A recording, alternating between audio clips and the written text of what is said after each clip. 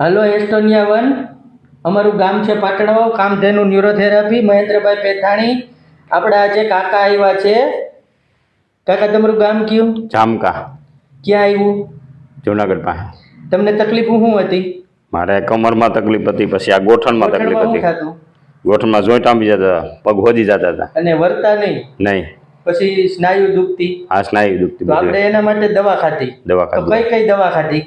આ ઓર્થો 1, પછી આ ઓર્થો છે. આ ઓર્થો 1 છે. જોઈન્ટ ફ્લેક્સર છે. જોઈન્ટ ફ્લેક્સર.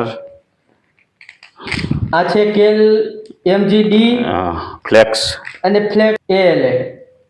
આ 4 ખાધી 2 મહિનામાં કેવું રિઝલ્ટ છે ને એ કયો? રિઝલ્ટ અત્યારે દુખાવો કાંઈ નથી, બધું રેડી.